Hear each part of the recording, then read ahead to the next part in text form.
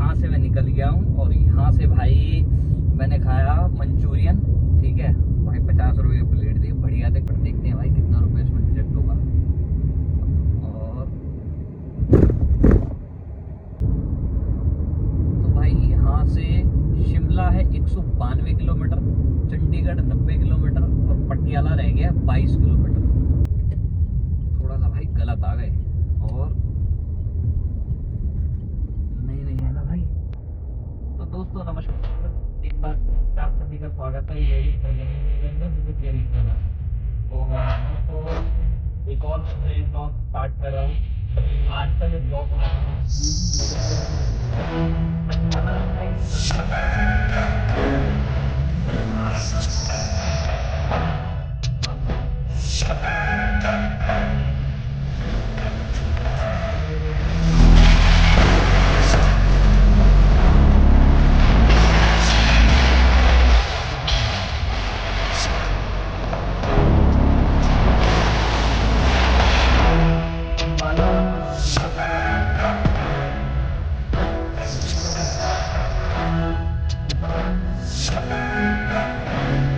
करके बता रहा हूँ कौन सा रास्ता बढ़िया रहेगा आपका वहाँ जाने के लिए। ठीक है जी। और इसमें इस पूरे ब्लॉग में आपको दिल्ली कटरा एक्सप्रेसवे की पूरी जानकारी भी दूंगा, जिसमें आपको ये क्लियर हो जाएगा कि दिल्ली कटरा एक्सप्रेसवे क्या क्या सुविधाएं हैं, क्या क्या सुविधाएं नहीं है और कितना सेफ है जाना, कितना सेफ नहीं है। ये सारी जानकारी आज के ब्लॉग में मिलने वाली है, तो पूरे ब्लॉग को ध्यान से देखिएगा। 3 से 4 पार्ट में ये ब्लॉग होने वाला है और मेरे ब्लॉग की 3 चीज़ इंपॉर्टेंट होती है, 3 खासियत होती है। पहली चीज़ ये होती है कि भाई मैं अपने पूरे ब्लॉग में आपको पूरा रास्ता दिखाता हूँ, कंप्लीट रास्ता दिखाता हूँ, एक एक कट, एक एक चीज़ आपको दिखाता हूँ, कहाँ मुड़ना है, कैसे मुड़ना है, कितने किलोमीटर बाद मुड़ना है, ये पूरी रास्ता दिखाता हूँ। दूसरा, आसान और सस्ता रास्ता दिखाने की कोशिश करता हूँ, जिसमें आसानी से आप पहुँच जाए, जल्दी पहुँच जाए और आपको सस्ता पड़े। ठीक है जी। और थर्ड क्वालिटी ये है कि आपको ये बताता हूँ कि सीएनजी पंप आपको कहाँ मिलेगा, क्योंकि बहुत सारे लोग जो हैं वो मोस्टली लंबे रूट पे जब जाते हैं तो वो सीएनजी वाली गाड़ी भी प्रेफर करते हैं। ठीक है जी। मैं 100% तो नहीं कहूँगा, बट 90% लोग वो हैं जो सीएनजी गाड़ी को प्रेफर करते हैं और सीएनजी के लिए उनको पता नहीं होता कि कहाँ पे मिल सकती है, कहाँ पे नहीं। तो इस पूरे ब्लॉग में आपको ये भी बताने वाला हूँ। तो शुरू करते हैं आज का ब्लॉग और मुझे उम्मीद है कि आज के ब्लॉग से आपको बहुत सारी जानकारी मिलने वाली है, जानकारी मिलेगी भी।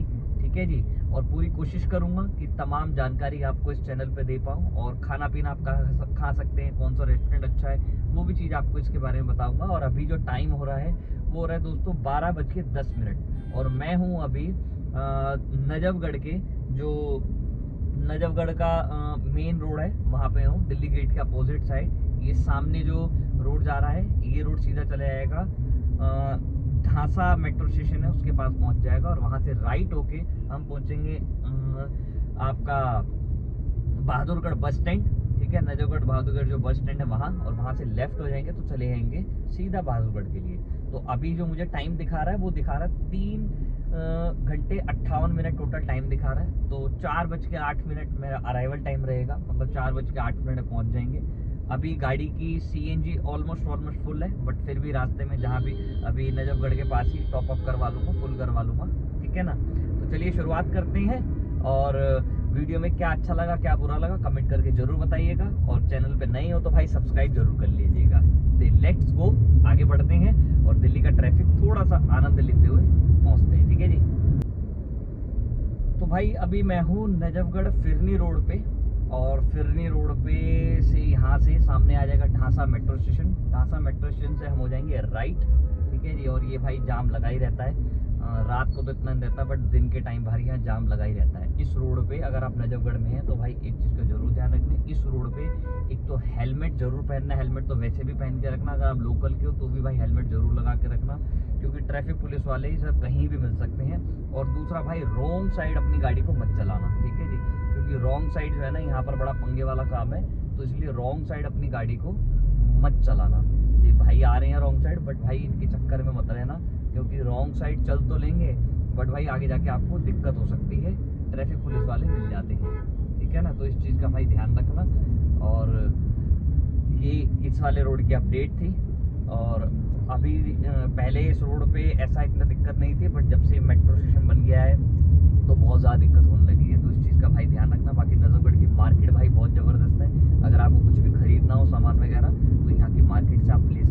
अच्छी मार्केट है, जो आसपास के एरिया वो यहाँ पर आकर के अपना शॉपिंग वगैरह कर सकते हैं। ठीक है जी।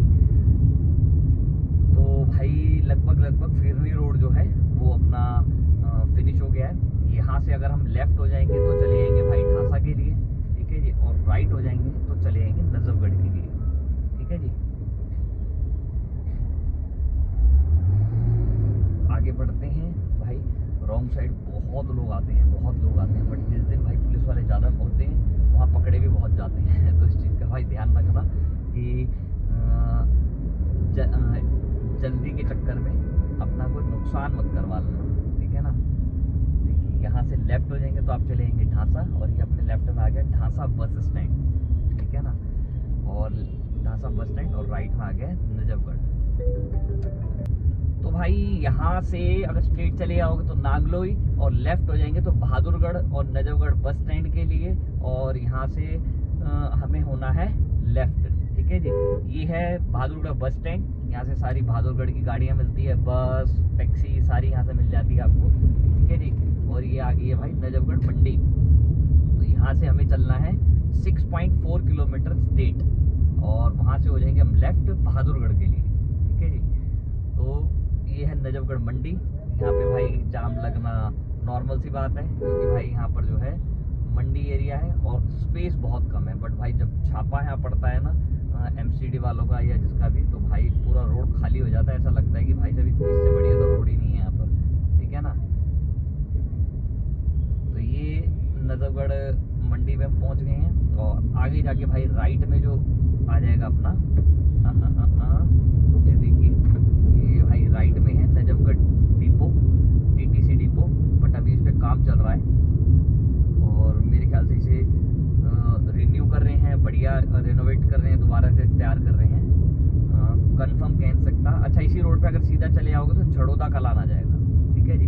और स्ट्रेट जाके आएगा बहादुरगढ़। तो चलते हैं भाई आगे। अभी जो पहुंचने का टाइम दिखा रहा है वो दिखा रहा है 3:50, 4:07, 3 घंटे 50 मिनट का टाइम लगेगा पहुंचने में। ठीक है जी। तो भाई अभी मैं हूँ नजफगढ़ से जो बहादुरगढ़ का रोड जाता है, भाई इस रोड पे ध्यान रखना। वैसे तो गाड़ी भग नहीं पाएगी इतनी, बट फिर भी अगर भगाने की कोशिश करो तो भाई मत भगाना। 2 रीज़न। सबसे पहला रीज़न तो ये है कि भाई स्पीड कैमरा यहाँ पे 2-3 जगह लगे हुए हैं। ठीक है ना। तो इस चीज़ का ज़रूर ध्यान रखना। पीछे 2 कैमरे तो अभी तक निकल चुके हैं। और दूसरी चीज़ का जो भाई ध्यान रखना कि इस रोड पे गाड़ी ज़्यादा मत भगाना, क्योंकि रिहायशी एरिया आसपास से बहुत सारे लोग आते जाते रहते हैं रोड क्रॉस करने के लिए। कहने को भाई ये हाईवे है, बट भाई मैं यही बोलूँगा थोड़ा ध्यान से चलाना, अपना भी नुकसान ना हो और किसी और का भी नुकसान ना हो, किसी को भी चोट वोट ना लगे। तो इस चीज़ का ध्यान रखना। अभी आगे एक्सप्रेस वे आ जाएगा, वहाँ अपनी गाड़ी भगाओ, कोई दिक्कत वाली बात नहीं है, कोई परेशानी नहीं है। बट यहाँ पे गाड़ी दौड़ाना मत। बाकी भाई आगे लेफ्ट में सीएनजी पंप आएगा, मैं वहाँ से अपनी गाड़ी में फुल कराऊंगा सीएनजी।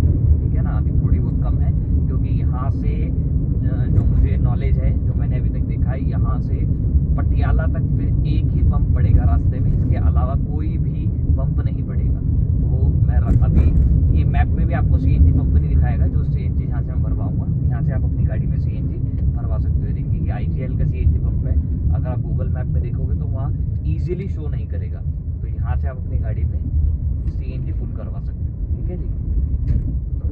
तो यहाँ से भाई सीएनजी फुल करवाते हैं और फिर बढ़ते हैं आगे अपने मंजिल की तरफ। ठीक है जी। चलिए।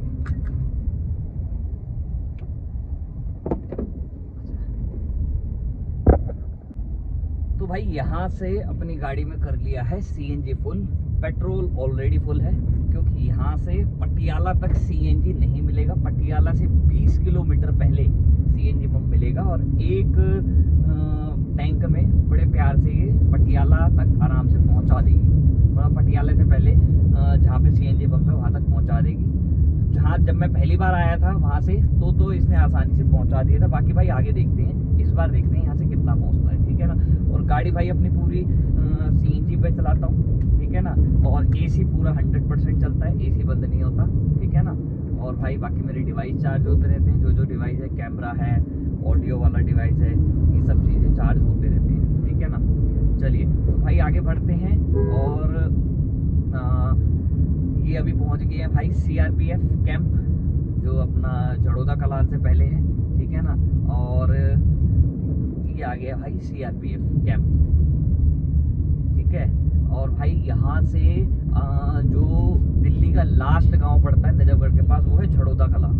और झड़ौदा कला में भाई एक बड़ा फेमस मंदिर है, कोई भाई जाता हो या गया हो या किसी को नॉलेज हो तो बताना। और वो है बाबा हरिदास मंदिर। भाई साहब बढ़िया सरोवर भी बना हुआ है वहाँ पे, मतलब सरोवर टाइप का बना हुआ है। और बढ़िया छठी होती है, छठी के दिन बहुत भीड़ रहती है, बहुत भीड़ रहती है। और भाई साहब बहुत मान्यता है इन बाबा की, किसी को नॉलेज हो तो बताना। मेरे को जितनी जानकारी है मैंने आप तक शेयर करी, बाकी किसी को इससे ज़्यादा इन्फॉर्मेशन हो बाबा हरिदास जी महाराज के बारे में तो भाई एक बार शेयर करना, क्योंकि अच्छी चीज़ें शेयर करनी चाहिए ताकि लोगों तक नॉलेज पहुँचे। और कभी भाई मौका लगे तो इस मंदिर में ज़रूर आया करो, ठीक है ना। यही मैं आपको कहूँगा। बाकी भाई इस रोड पे इस तरीके से गाड़ी चलाना कि सामने वाले को कोई नुकसान ना हो, ठीक है जी। कहने को ये हाईवे में काउंट है, बट भाई मैं फिर भी कहूँगा कि अपनी गाड़ी कंट्रोल में ही चलाना इस रोड पे खास तौर पे, ठीक है जी। ये लेफ्ट में आ गया भाई दिल्ली पुलिस एकेडमी, ठीक है ना। यहाँ पे दिल्ली पुलिस के जितने भी जवान होते हैं उनको ट्रेनिंग दी जाती है, न्यू जितने भी लोग होते हैं। चलिए तो भाई आगे बढ़ते हैं और आगे का पूरा रास्ता आपको कवर करके दिखाता हूँ। अभी तक तो रास्ता बिल्कुल स्मूथ है, बढ़िया है, कोई दिक्कत वाली बात नहीं है। और आगे चल के देखते हैं रास्ता कैसा है और कैसा मिलने वाला है। तो भाई मैं अभी पहुंच चुका हूँ झड़ौदा कला गांव। मेरे राइट और लेफ्ट में आप देख रहे होंगे, ये है झड़ौदा कला। और इसी गांव के अंदर राइट हैंड पे जो है, राइट हैंड में आपको जो गांव देख रहे हैं, इसके अंदर है अपना बाबा हरिदास जी का मंदिर। और ये लेफ्ट में देखो बाबा श्री बाबा हरिदास जनरल स्टोर।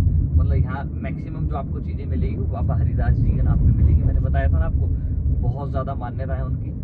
तो भाई कभी कोई गया हो या किसी को इसकी और ज़्यादा जानकारी हो तो ज़रूर बताना भाई, ठीक है ना। ये राइट में आ गया बालाजी सुपर मार्केट। तो चलिए भाई आगे बढ़ते हैं। और आगे से अपने को 800 मीटर बाद दिखा रहा है लेफ्ट, ठीक है ना। तो रोड अभी तक बिल्कुल ठीक है, रोड कंडीशन भी ठीक है। बस वही मैंने आपको बताया, इस रोड पे थोड़ा सा गाड़ी को ध्यान से चलाना, कंट्रोल में चलाना। ध्यान से कहने का मतलब है कंट्रोल से, क्योंकि यहाँ आसपास रिहाइश बहुत है, लोग बहुत रहते हैं, कहीं कोई दिक्कत ना हो जाए, इसलिए मैं आपको पहले से बता के चल रहा हूँ, ठीक है ना। चलिए भाई आगे बढ़ते हैं। और ये जो हाईवे जिस रोड पे मैं चल रहा हूँ भाई, इस रोड का जो नाम है, अगर हाईवे के हिसाब से देखोगे तो इस रोड का नाम है 344N, ठीक है जी। ये है NH 344N, ठीक है जी। तो ये रोड है, इसको जो कहते हैं 344N। इस पे हम अब लगभग इसको करने वाले हैं टाटा बाय बाय। तो लेफ्ट में भाई गैरगांव, राइट में टीकरी कला यहाँ से। और ये देखो स्पीड कैमरा लगा है ना, मैं आपको बताया स्पीड कैमरा भाई। इसमें इस रोड पे 3-4 जगह स्पीड कैमरा लगे हुए हैं। और सामने जो भाई वो जो फ्लाईओवर आ जाएगा ना, ये फ्लाईओवर है UER2, अर्बन एक्सटेंशन रोड 2, जो अपना एयरपोर्ट से लेकर, दिल्ली एयरपोर्ट से लेकर के बीच में द्वारका एक्सप्रेसवे को भी कनेक्ट करता है। और यहाँ सीधा बहादुरगढ़ भी जाता है, और बहादुरगढ़ फिर आगे रोहिणी निकलता हुआ और भाई सीधा सोनीपत के लिए चला जाता है। तो इसी यहाँ पे ये बहादुरगढ़ वाला कट्टा है इसका, ठीक है ना। तो यहाँ से भाई हम हो जाएंगे लेफ्ट, यहाँ से हो जाएंगे हम लेफ्ट और सीधा चले जाएंगे तो चले जाएंगे भाई बहादुरगढ़ के लिए, ठीक है जी। तो भाई यहाँ से 2 किलोमीटर के बाद NH9 पे हमें कनेक्ट होना है। अभी अपने राइट में जो आ चुका है वो है UER2, अर्बन एक्सटेंशन रोड 2, जो कि लगभग यहाँ पर खत्म हो रहा है। इसके जो पैच है उस पैच में से एक कट यहाँ निकल रहा है अपना बहादुरगढ़ के लिए, और बाकी पीछे से जा रहा है अपना रोहिणी के लिए भी जा रहा है, सोनीपत के लिए, करनाल के लिए, वहीं से सारा डायरेक्ट अपना कनेक्ट हो रहा है, ठीक है ना। तो भाई मौसम भी बिल्कुल सही है। और अभी जो हमें टाइम दिखा रहा है पहुंचने का, 3 घंटे 35 मिनट का टाइम दिखा रहा है, ठीक है जी। और पहुंचने का जो टाइम दिखा रहा है अराइवल टाइम 4:11 में हम पहुंच जाएंगे। मतलब अभी 12:36 हो रहे हैं, 4:11 में हम पहुंच जाएंगे। तो भाई यहाँ से हमें स्ट्रेट चलने के बाद 1.5 किलोमीटर के बाद कनेक्ट होना है NH9 पे, ठीक है ना। अच्छा एक चीज़ और बता दूं भाई, जब भी आप ऐसे लंबे रूट पे निकले तो भाई अपनी गाड़ी में हवा जरूर चेक कर लें, ठीक है ना, गाड़ी के चारों टायर में विद स्टेपनी। और भाई अगर आप लंबे लंबे रूट पे जाते रहते हैं तो मैं कहूँगा स्टेपनी तो है ही है, एक एयर वाला पंप जरूर रख ले, हवा भरने का जो पंप होता है ना वो भाई जरूर रख ले, चाहे कहीं काम आए चाहे ना आए, साल में 2 या 3 बार ही काम आएगा, मुश्किल से बता रहा हूँ, बट भाई वही 2-3 बार ना उसकी पूरी कॉस्ट निकाल लेगा आपकी। तो इस चीज़ का भाई ध्यान रखना। और दूसरा एक और चीज़ आपको बता दूं कि अपने मोबाइल चार्जर वगैरह जितना भी होता है वो सब जरूर चेक कर लें। पानी की बोतल अपनी गाड़ी में हमेशा रखें जब भी आप लंबे रूट पे जाते हैं। और एक और चीज़ मैं कहूँगा कि जहाँ से आप गाड़ी सर्विस कराते हैं, कोई भी कार मैकेनिक से ना एक वो होते हैं छोटे छोटे जिसे कहते हैं स्पार्क प्लग होते हैं, मैं उसका नाम कंफर्म नहीं कर पा, फ्यूज, राइट, फ्यूज होते हैं, वो ना 2-3 जरूर रख लो, क्योंकि कई बार गाड़ी में क्या होता है ना, लाइट चली गई, वो होता कुछ नहीं है, एक फ्यूज होता है वो उड़ जाता है। तो अगर आपके पास नॉलेज है और आप जानते हैं तो फ्यूज 10 रुपए का एक आता है। जैसे मेरी गाड़ी में 2-3 बार ऐसा हो चुका है कि भाई 10 रुपए का फ्यूज था और वो पार्किंग जो अपना फॉग लैंप होते हैं ना वो फ्यूज हो जाते थे। अब फ्यूज होते थे, क्या था, मैंने चेक भी करा, वैसे तो कोई दिक्कत नहीं, बट हो सकता है कोई इश्यू हो जिसकी वजह से हो जाता हो। तो उसमें क्या है, उसमें कुछ नहीं है, एक फ्यूज होता है, उसको आप चेंज कर दीजिए, आपके दोनों स्टार्ट हो जाएंगे। तो ये अपनी गाड़ी में जरूर रख लीजिए, ठीक है ना। तो भाई अभी हम NH9 पे कनेक्ट हो चुके हैं, यहाँ से 12 किलोमीटर के बाद हमें होना है लेफ्ट, और ये जो रोड पीछे को सीधा जा रहा है, सीधा जा रहा है भाई आपका बहादुरगढ़, और बहादुरगढ़ से फिर टीकरी बॉर्डर होते हुए दिल्ली में दोबारा से एंटर कर जाएंगे, ठीक है जी। तो मैं आपको बता रहा था एक और चीज़ अपने साथ रखना, अभी जब भी आप लंबे रूट पे जाते हैं तो भाई वो जरूर चेक कर लेना। क्या चीज़ मैं आपको बता रहा था, देखो बताते बताते आपको एक चीज़ निकल गया, ठीक है। अच्छा, जिस हाईवे पे अभी हम चल रहे हैं ये है दिल्ली सिरसा हाईवे, दिल्ली से सिरसा वाला हाईवे है, इस हाईवे पे हम चल रहे हैं, इस पे हमें अभी चलना है 11 किलोमीटर, ठीक है ना। तो फ्यूल वगैरह भाई अपना चेक करके चलना, दूसरा हवा वगैरह पूरा चेक कर लेना कि आपकी गाड़ी में हवा है नहीं। हाँ, एक और चीज़ मैं आपको बता रहा हूँ, अपने भाई फास्टैग में जरूर चेक कर लेना बैलेंस है या नहीं है, क्योंकि कई बार ऐसा होता है भाई मेरे, हम चेक नहीं करते, हम ये सोचते हैं होगा बैलेंस। अब होता क्या है फास्टैग में, जैसे ही आप फास्टैग में पहुंच गए और आपकी गाड़ी में बैलेंस नहीं है, आपके उसमें फास्टैग में बैलेंस नहीं है, तो क्या होगा ना, अगर एकदम बैलेंस डालोगे तो भाई कम से कम आधा घंटा आपको वहां पर वेट करना पड़ेगा, तब जाके वो मशीन एक्सेप्ट करती है, वरना आपको कैश में डबल देना पड़ेगा। तो भाई इस चीज़ का ज़रूर और ज़रूर ध्यान रखना, ये मैं आपको आपकी इन्फॉर्मेशन के लिए बता रहा हूँ। हालांकि मेरे साथ कभी भी ऐसा नहीं हुआ है, मैंने बहुत सारे लोगों की वीडियोस देखी हैं, बहुत सारे लोगों के मेरे चैनल पे जब वीडियोस देखता रहता हूँ तो उसमें पता लगता है, और काफ़ी सारे छोटे छोटे शॉर्ट्स जो होते हैं या फिर इंस्टाग्राम पे रील्स आते हैं उसमें भी देखता रहता हूँ। तो ये आपको इन्फॉर्मेशन दे रहा हूँ कि अपनी गाड़ी में भाई अपने फास्टैग में बैलेंस जरूर चेक कर लेना, और बैलेंस भाई हमेशा 100-200 फालतू ही रखा करो, ये नहीं कि 500 रुपये लग रहा है तो 500 ही डालूंगा आते हो जाते का, 100-200 फालतू रख लो, कुछ आपका नहीं जाना, कोई पैसे को छीन तोड़ लेगा, खोस तोड़ लेगा आपके पैसे। पता नहीं, बहुत सारे लोगों की आदत होती है, मैंने कम से कम अपनी लाइफ में 2-3 लोगों को ऐसा देखा है जो भाई साहब उतना ही बैलेंस डालते हैं जितना चाहिए, मतलब अगर 500 रुपये लग रहा है ना तो वो 500 ही डालेंगे, इससे ऊपर नहीं डालेंगे। अब पूछो क्यों, तो उनके पास कोई जवाब ही नहीं है, ठीक है ना। तो इस चीज़ का भाई ध्यान रखना। चलिए आगे बढ़ते हैं भाई, 3 घंटे 31 मिनट हमें लगने वाले हैं यहाँ से पहुँचने में, और 4:11 अपना अराइवल टाइम है, ठीक है जी। अब 4:10 हो गया है, तो भाई यहाँ से रोहतक है 38 किलोमीटर, बहादुरगढ़ 5 किलोमीटर, और बैरी है 30 किलोमीटर, ठीक है जी।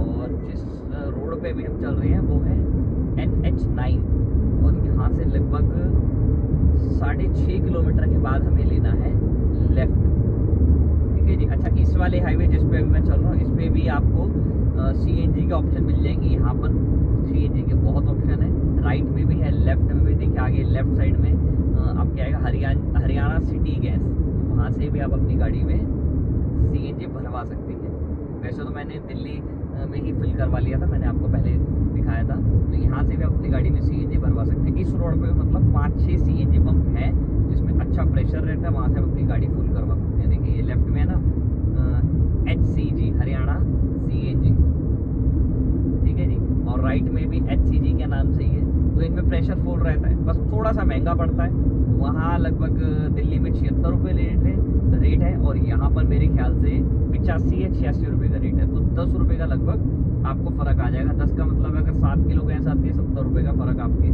पास आ जाएगा। तो इससे बढ़िया है कि अपना वहीं से भरवा के जाओ तो ज़्यादा बढ़िया है। बाकी तो भाई जिसके पास दिक्कत नहीं है वो तो पेट्रोल में भी लेके ही जाता है यार। लोग जाते भी हैं पेट्रोल में, जिनके पास कोई इशू कोई प्रॉब्लम नहीं है, पैसा ही पैसा है। हम तो भाई एक बजट ट्रैवलर है, जिसमें देखते हैं कि बजट के हिसाब से चलते हैं, ताकि पैसा भी कम लगे, खर्चा कम हो और आसानी से अपनी मंजिल पे पहुंच जाए। ठीक है जी।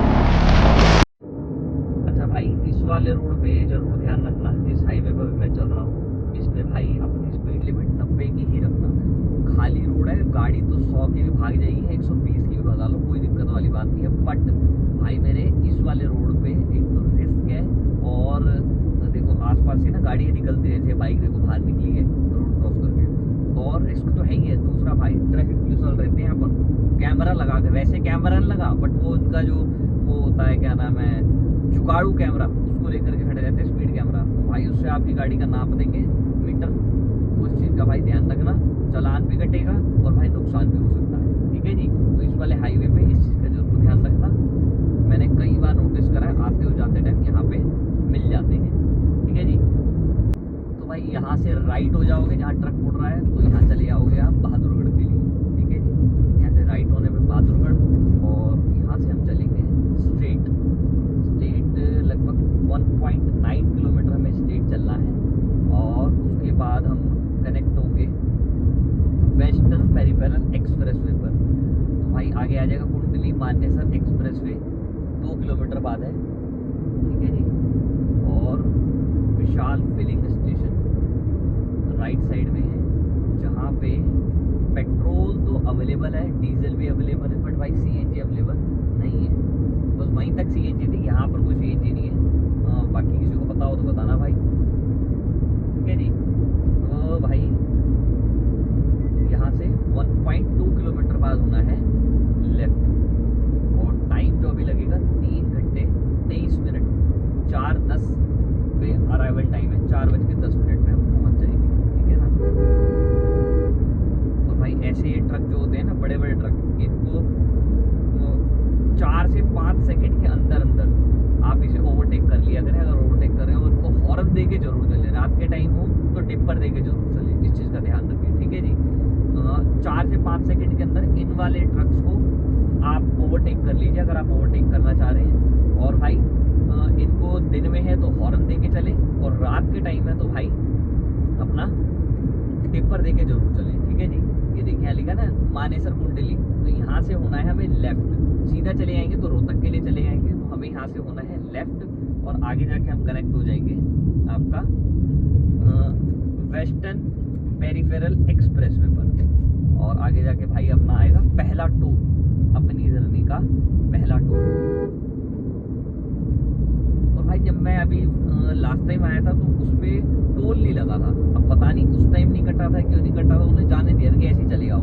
अब ये नहीं पता बाद में कटा है नहीं कटा, वो मैं आपको चेक करके जरूर बताऊंगा। बट इस पर टोल तो लगता है, कितना लगता है ये देखते हैं भाई, और कितने रुपए का टोल है ये जानने की कोशिश करते हैं।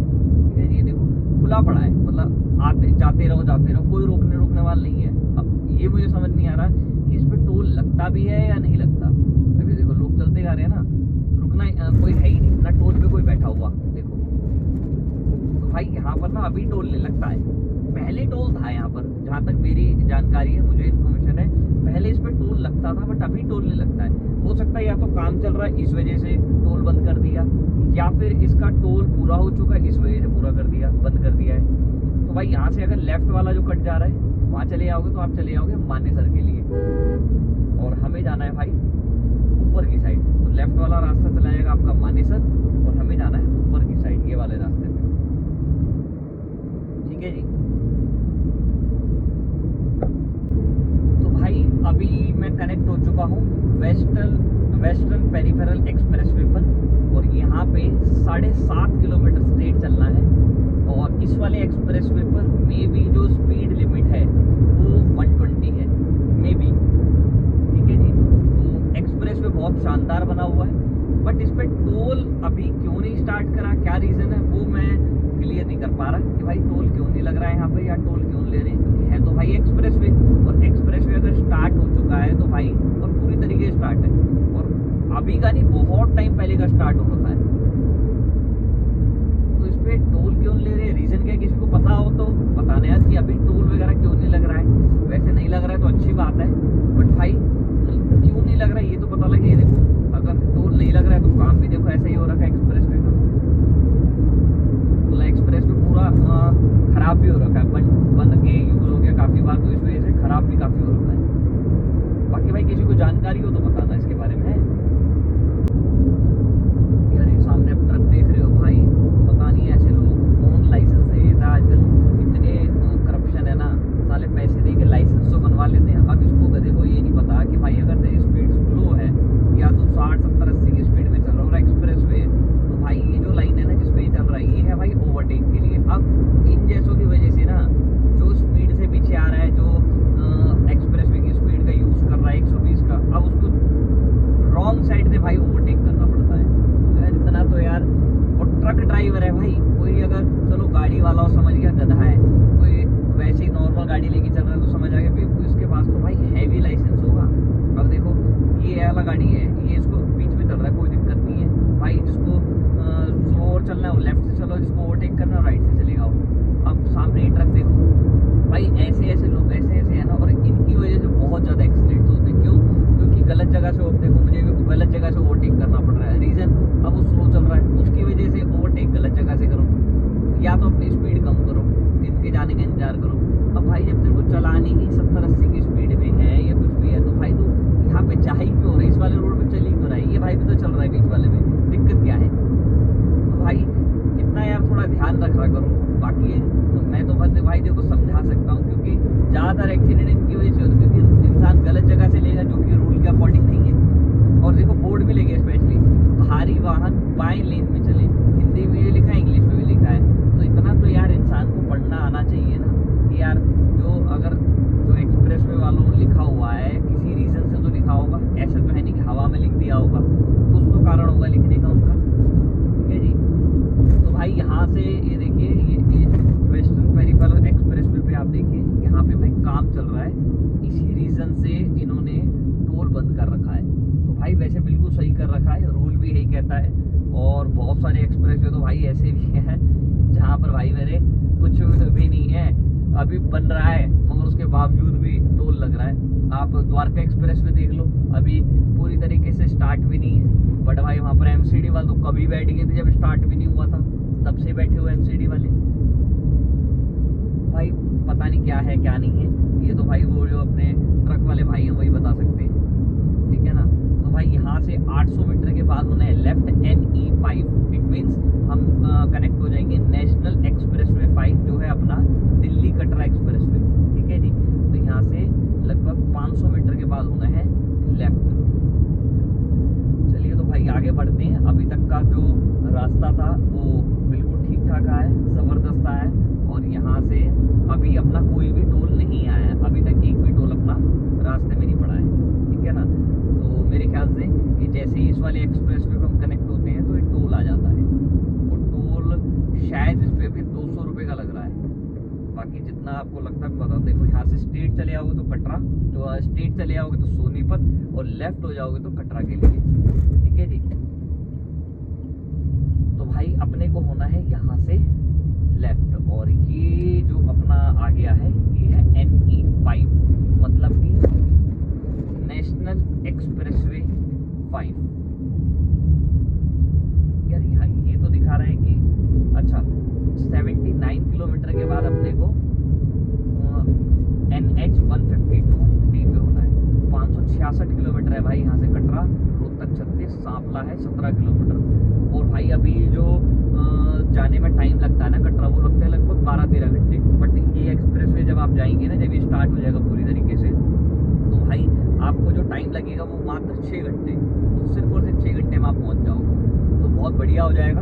बट भाई ये जो लंबे लंबे एक्सप्रेस वे है ना, ये मैंने ट्रैवल करा है, दिल्ली मुंबई एक्सप्रेस वे पे भी करा है भाई, ये ना बोरिंग बहुत होते हैं। अभी आप देखो इस पर हम चढ़ गए हैं, अब देखते हैं इसमें पेट्रोल पंप कहाँ है, सीएनजी पंप कहाँ है, या फिर खाने पीने का जुगाड़ कहाँ है। अभी स्टार्टिंग पे तो भाई मुझे तो लग रहा कुछ दिख रहा है कहीं पर भी, देखो जब हम स्टार्टिंग चल रहे हैं तो यहाँ पर अभी तो कुछ नहीं दिख रहा है, बाकी आगे चल के देखते हैं भाई कहाँ पर है। और भाई दिल्ली कटरा एक्सप्रेस वे पर जो स्पीड लिमिट है वो है आपकी 120 की, 120 की स्पीड से आप अपनी गाड़ी को चला सकते हैं। और ट्रक वगैरह की जो स्पीड लिमिट है वो है 80 की। स्पीड कैमरा भाई लगा हुआ है, कहाँ लगा है ये अभी तक दिखा नहीं है, बोर्ड लगा हुआ है कि स्पीड कैमरा लगा है, ठीक है जी। 4 लेन हाईवे है, 2 लेन उस साइड और 2 लेन इस साइड, और बीच में इतना बड़ा इन्होंने गैप दे रखा है। ये शायद इस रीजन से दे रखा हो कि व्हीकल को अगर लेन बढ़ानी पड़े तो यहाँ से बढ़ा ले, अब रीजन मुझे नहीं मालूम, बट इतनी चौड़ाई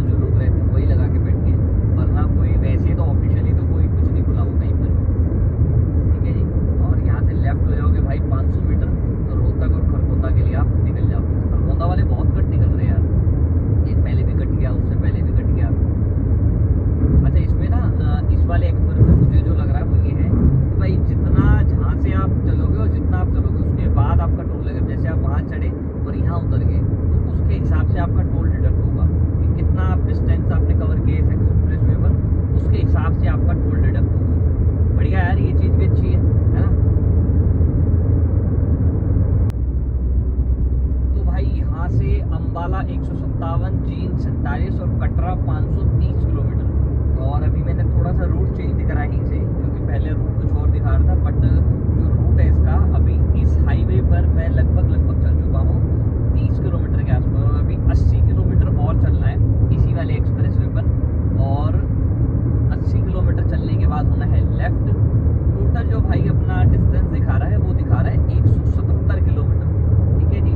और टाइम जो लगने वाला है वो लगने वाला है 2 घंटे 43 मिनट का टाइम लगेगा पहुंचने में। और भाई अभी तक 30 किलोमीटर चलने के बाद 30-35 किलोमीटर जितना भी मैंने डिस्टेंस अभी तक इस पर कवर किया है भाई, एक भी दुकान नहीं दिखी है, एक भी पेट्रोल पंप नहीं है, एक भी CNG पंप नहीं है, ना तो बंदा है और ना ही बंदे की जात है। तो भाई ये इस एक्सप्रेस वे का अभी तक का आप ये लगा लो कि टोटल मैंने आपको जो बताया है अभी तक जो इसकी अपडेट है, तो अभी पूरी तरीके से स्टार्ट नहीं है। तो मैं आपको यही बोलूँगा कि इस एक्सप्रेस वे पर अभी रात को आप ट्रैवल ना करें, और अगर आप रात को कर भी रहे हैं तो प्रॉपर भाई आपके पास तमाम चीज़ें हों, उसके बाद ही इस एक्सप्रेस वे पर आप क्या नाम है एंट्री करें, सफ़र करें, ठीक है जी। वो पूरी चीज़ें का मतलब है आपका पंचर किट हो या हवा भरने का हो, पेट्रोल वगैरह प्रॉपर लेकर के चलना, ठीक है ना। पेट्रोल CNG जो भी आपकी गाड़ी में CNG फुल करवा लेना, और साथ में भाई पेट्रोल भी रखना। और EV वाली गाड़ी है, इलेक्ट्रिक गाड़ी है, तो भाई उसमें मेरे ख्याल से पेट्रोल का ऑप्शन है या नहीं है, वो अगर है तो भाई पेट्रोल भी जरूर रखना, क्योंकि EV वाली गाड़ी का तो भाई यहाँ पर नामो निशान नहीं, कहीं भी आप चार्ज नहीं कर सकते। तो भाई इस चीज़ का इस वाले एक्सप्रेस वे पर ध्यान रखना।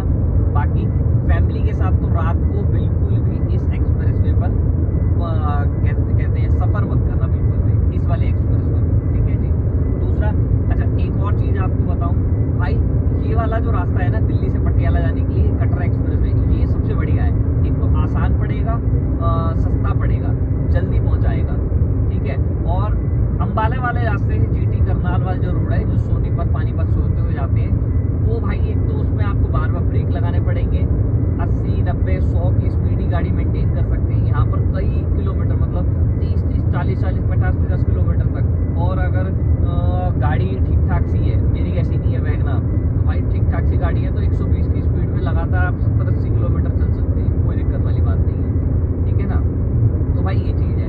तो ये एक्सप्रेस वे आपको जल्दी पहुँचाएगा, उससे सस्ता पड़ता है, क्योंकि उसमें टोल बहुत ज़्यादा लगते हैं। मैंने जो अभी तक वहाँ सफ़र तय किया उसमें टोल ज़्यादा लगते हैं। और बट ये है कि भाई जितनी सुविधा, जितनी चीज़ें वहाँ पर है वो यहाँ पर अभी नहीं है, आने वाले टाइम में बन जाएगी, बट अभी नहीं है। फिलहाल आज डेट हो गई है 30 अप्रैल 2025, अभी तक तो यहाँ पर कोई भी ऐसी सुविधा नहीं है, ठीक है जी। बाकी भाई किसी भाई ने अगर यहाँ से सफ़र किया हो इस वाले